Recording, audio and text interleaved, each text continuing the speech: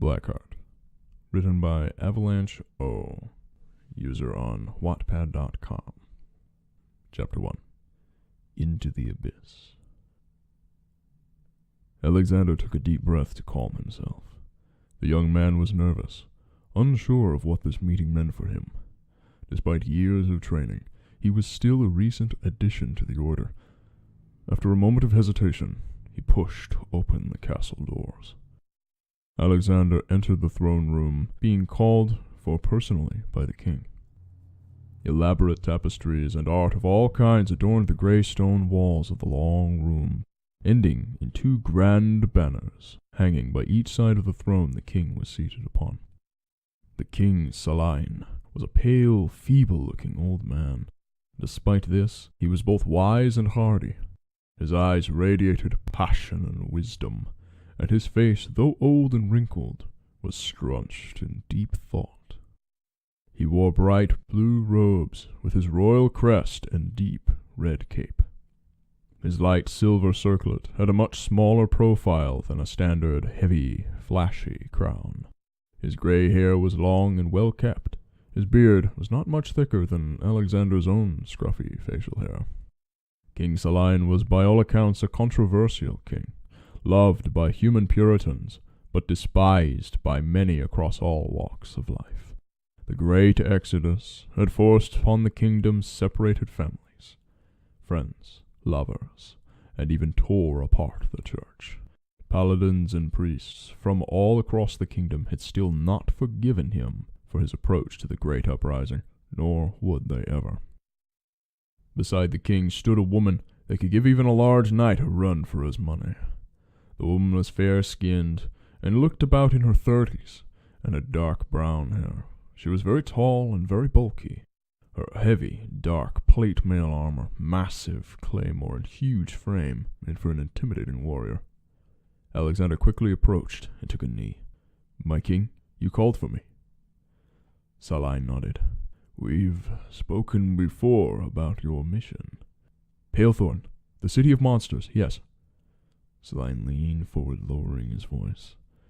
"Well, our friend here has some advice. This is Jennifer, a wandering adventurer we hired to investigate Palethorn. She was sent out a few weeks ago." Alexander's head shot up. "She returned!" The city of Palethorn was a massive settlement on the outskirts of the human kingdom of Gerarthin. On the orders of King Saline, knights, soldiers, sellswords, and warriors of all kinds cleared out the entire land of beasts, monsters, and any other non-humans. Any creature that surrendered themselves peacefully were led to a mountainous clearing on the far outskirts of the kingdom. Builders and contractors began building a town for the creatures to live in, and soldiers surrounded their land, instructed not to let any non-human leave without direct orders from the king. Creatures prospered thanks to the efforts of the human workers, and soon the town expanded into a massive, cosmopolitan city that welcomed anyone, regardless of who they were. Several months ago, a sinister black fog formed around the city, rendering it invisible for miles. Anyone that attempted to enter the fog, reach the city, and report back was never seen again. Countless soldiers, knights, clerics, mercenaries, and wanderers entered the fog, and none had returned. Until now. "This is amazing! What is going on over there?" The warrior shifted her stance and sighed wearily. "You'd think I was a raving half-wit if it weren't for the circumstances. It's horrid. Unlike anything I've ever seen. Demons, monstrosities, and shambling corpses. The armies of hell are in that city, friend. I stayed hidden mostly. My only goal was to escape. Monsters still roam the land, but the beasts strike them down, and if demons get them, they drive them mad, or turn them into misshapen creatures." Alexander stood up. Is anyone still there?" Jennifer nodded. "I ran into only a few humans. Only a few. They mentioned a hideout, but I just got out of there. There was a beast warrior and a cleric exploring for resources. So, there's still hope then. What about the fog? Jennifer sighed. It's as thick as can be. You can barely see your own hands in front of you. It lets up when you reach the city. Just keep walking forward, and you'll get there eventually. King Saline turned to the mercenary. Thank you for your contribution, Jennifer. We will see to it that you are properly rewarded. As for the task at hand, Saline turned and gave Alexander a stern expression. You've been told your duty.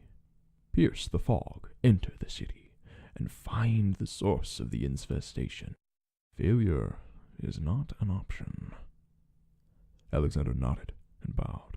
He spent several months training for this mission. Through it all, he had brushed up upon his combat skills, undergone survival training, and learned to speak the language of monsters. Of course, the king nodded. It is time.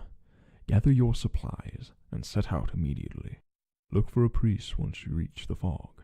He was sent to observe the effects of the accursed darkness. Alexander slammed his fist against his chest. It shall be done. Alexander quickly approached the black fog, its thick smoke seeming to stretch up into the sky, making it look like a massive wall of darkness. He looked to the ground and saw a priest on one knee staring intently at the ground. The priest was an older-looking man, with a thin goatee, brown eyes, and tanned skin, and short, black hair. He wore a simple and modest-looking brown robe that covered his entire body, aside from his head and hands, which wore soft brown leather gloves. He held a simple wooden cross in his hand as he mumbled a prayer to himself. Alexander called the holy man and waved. Hail! You are the priest the king has sent, no? The priest quickly looked up and appeared displeased. That is correct. I suppose you are the volunteer? Alexander shrugged. Someone has to do it. Can you tell me about this hellish fog? The priest stood up, grimacing. Hellish is a good description indeed. This twisted fog is unlike anything I've ever seen before in all my years of travel, sanctifying exorcism and blessings. I've not seen evil this dark. The priest pointed at the ground near the fog. You see that grass? Alexander looked at the ground right in front of the fog. The blades were black, charred, and looked ready to turn to ash. The fog holds some kind of foul corruption that is tainting the land it blankets. That, however, is only the beginning of our problems. You probably assume that the worst-case scenario is we lose the city of monsters.